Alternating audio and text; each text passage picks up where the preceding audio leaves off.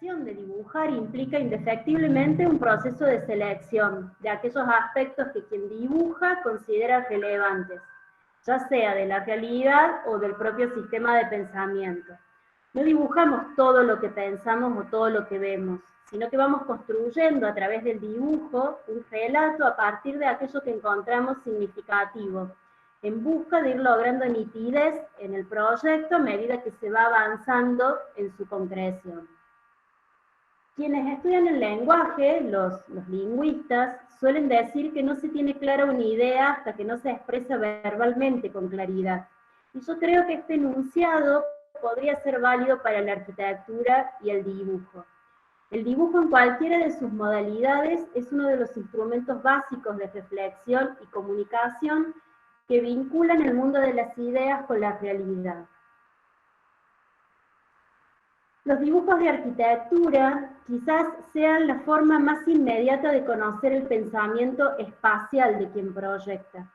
Desde los bocetos de las primeras ideas hasta los planos propios del legajo técnico, el dibujo relaciona el espacio con una cantidad de variables significativas. La escala, la proporción, la métrica, los usos, las actividades. Cuando dibujamos, cada línea dice algo, cada trazo habla por el proyectista. El arquitecto portugués Álvaro Siza, en relación al dibujo y el sitio vinculado a la arquitectura, menciona: el dibujo no es un lenguaje autónomo. Se trata de aprender las dimensiones, de fijar las jerarquías internas que posee el sitio que se observa, junto a los anhelos que suscita y las tensiones que induce. Se trata de aprender a percibir lo que son sus interrogantes y a tiempo a volverlos transparentes.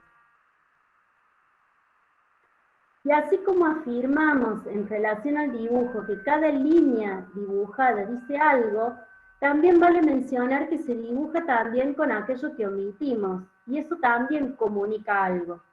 Por ejemplo, en esta ilustración que están viendo en la pantalla, el manejo en la densidad del trazo compone una imagen donde los sectores que se vacían de líneas son los que percibimos como más iluminados.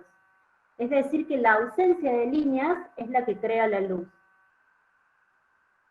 Por el contrario, si en un dibujo técnico, en un dibujo de rigor técnico, omitimos información que existe en el proyecto, corremos el riesgo de que se cometan errores a la hora de interpretar esa obra y esos planos para construirla. Lo que ustedes están viendo en la imagen es las plantas y un corte de una obra de los arquitectos Jaros y Bercero, y lo que me interesaba señalar en esta gráfica es lo siguiente. Ustedes pueden ver en estas dos plantas el dibujo en la primera planta de una línea de proyección y en la segunda planta una línea de vista que señala ese vacío. Lo que esas líneas están dibujando es este vacío que ustedes ven en corte. Si esas líneas en el plano técnico no estuvieran dibujadas, lo que yo estoy diciendo con mi gráfica es que ese dibujo no existe. En consecuencia, lo que estoy diciendo es que ese espacio no existe. Entonces, por eso me parece relevante que podamos pensar que la omisión también es parte del lenguaje gráfico. En algunas circunstancias puede ser muy positivo y muy propositivo, y en el caso del lenguaje técnico, todo aquello que no dibujemos puede ser un grave error para comunicar nuestros proyectos. A diferencia del dibujo expresivo, podríamos decir que el dibujo técnico en arquitectura es equivalente a un idioma. Hay normas, hay acuerdos establecidos que permiten que todas las personas dentro del recorte del campo disciplinar puedan comprender una gráfica, un plano, sin necesidad de que haya una persona, un interlocutor que lo traduzca. Es casi como un conjunto de instrucciones para construir. En ese sentido, me parece que cabe también preguntarnos cómo dibujamos en el ámbito del diseño. Yo creo que dibujamos seleccionando las herramientas pertinentes en función de lo que queremos comunicar. Las herramientas son muchas, las herramientas gráficas son diversas y son variadas, por lo cual es necesario conocerlas, comprender qué y cómo se utilizan, y cuál es la manera de realizar un dibujo con precisión técnica, de diferencia de un dibujo expresivo, a mano alzada o un collage. Por ejemplo, ustedes están viendo en pantalla una axonométrica de una vivienda y pueden ver que si lo que los proyectistas querían comunicar es la espacialidad interior de esa casa, la relación de los espacios con el equipamiento, con los límites interiores en relación a cómo se habita esa casa y a cuáles son los usos vinculados a esos límites interiores, esta gráfica es muy pertinente. Vean que para eso desaparece el contexto, desaparece la ciudad, porque lo que se está queriendo comunicar en este caso tiene que ver con la interioridad de esa vivienda.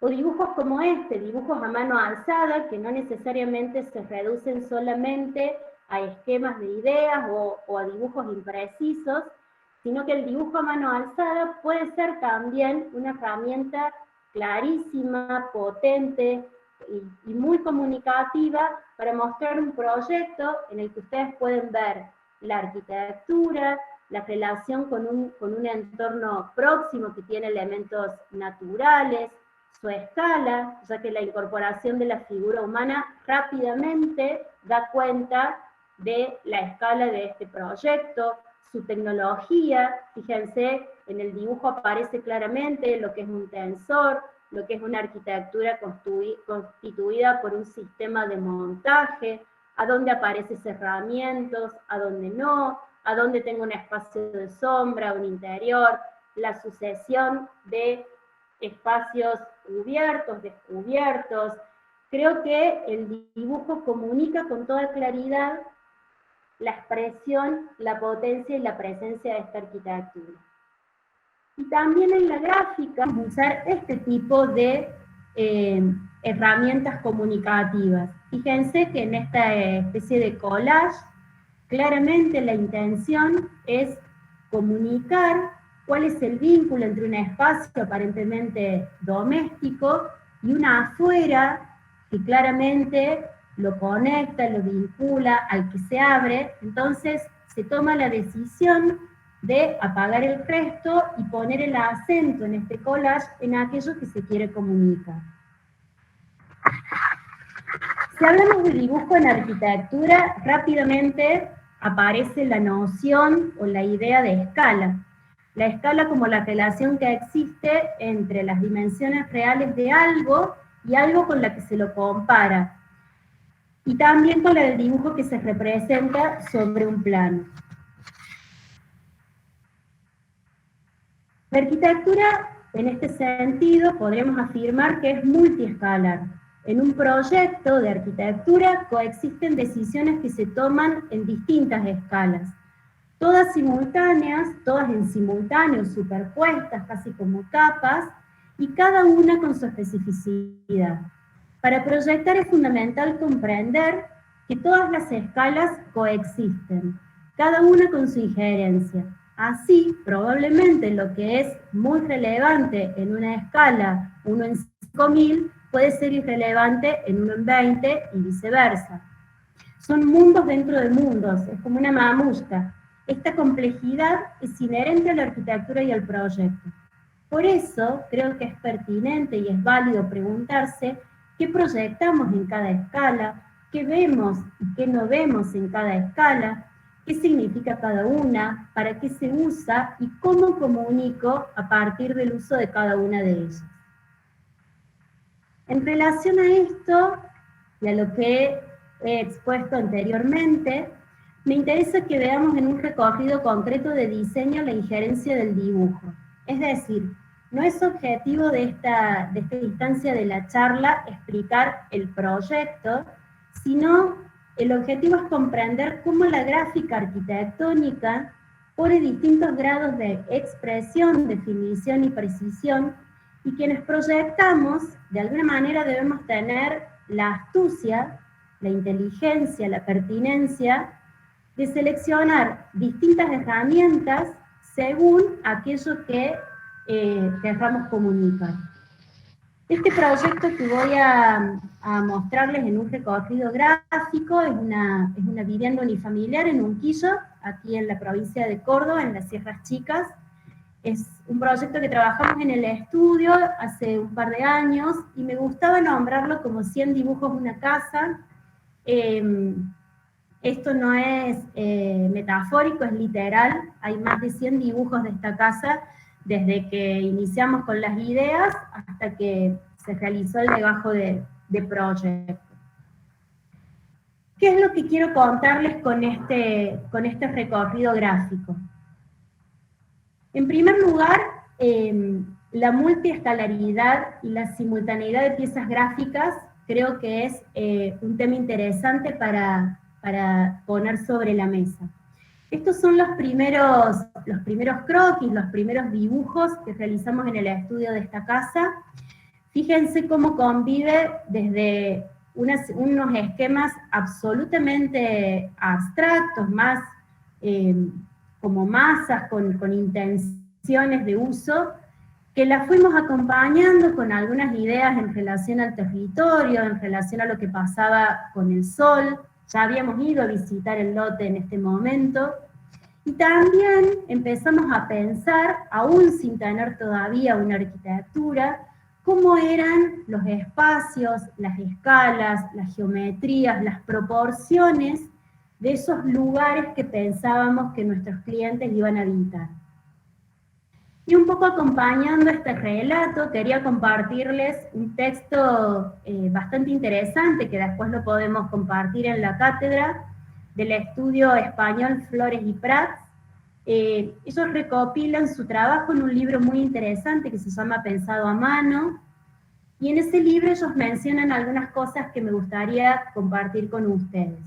Ellos dicen: nos interesa especialmente continuar trabajando con las manos, aun si hemos comenzado a utilizar la computadora, ¿no? Esta idea de sumar herramientas, de no pensar que hay herramientas mejores que otras, sino que podemos empezar a pensar que mientras más herramientas tengamos, más posibilidades de respuesta vamos a tener, y que es parte de nuestro trabajo discernir qué herramienta para qué momento. Mientras las manos se mueven, tenemos tiempo de pensar y observar nuestras acciones. Las herramientas se conectan a la lenta capacidad de la mano. Así que de esta manera el trabajo nos permite tener la experiencia de la lentitud. El proyecto fue avanzando, seguíamos todavía con incertidumbres. Fíjense que los esquemas siempre están cargados, o casi siempre están cargados de palabras, de intenciones, de preguntas, de algunas pequeñas certezas que íbamos construyendo, o de algunas afirmaciones que queríamos sostener porque nos parecían que tenían que ver con el proyecto. Entonces, entre estos esquemas de la totalidad y de esta cosa borrosa, seguíamos articulando con algunas situaciones de interior-exterior, de repensar los servicios como lugares más iluminados y más amigables. Entonces necesitábamos ir transitando del esquema al croquis, del croquis a pequeñas plantas, a pequeñas vistas, como una manera de comprender también que no hay una única herramienta gráfica que sirva para pensar la complejidad de la arquitectura. Es muy difícil que uno pueda resolver toda la arquitectura solo en planta, solo en corte. Entonces, en la medida en que podamos multiplicar esas miradas a través del dibujo, creo que los proyectos pueden ir incorporando actitudes proyectuales de interés y cargándose de sentido. Lo otro que me interesaba mostrarles es esto que les decía antes, y que en esta placa se ve con más claridad aún. El esquema, la arquitectura que en planta empezaba a definirse, que a partir de los croquis podíamos avanzar, que no conocíamos todavía cómo se haría la fachada. Fíjense que este es un esquema con pocas rayas, absolutamente esquemático, pero sí teníamos noción de una escala de esta arquitectura en relación a los habitantes, de una proporción, esta idea de dibujar siempre con proporción, aún sea un esquema o una raya sin mucho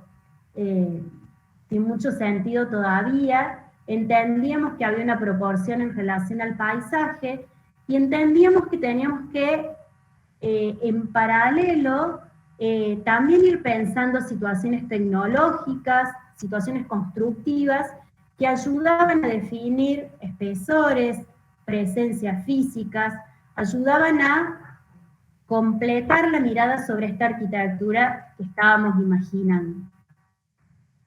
Y cómo lo constructivo aparece no solamente en la manera que vamos a construir, en los materiales, en los espesores, sino en aquellos recorridos que la arquitectura necesariamente plantea. Entonces, si voy a plantear una escalera, tengo que conocer de qué materialidad va a ser para mínimamente empezar a imaginar cómo se ubica en el espacio, cuántos escalones necesito para subir, si tengo una viga riostra, una estructura que no me dé la cabeza con ese elemento.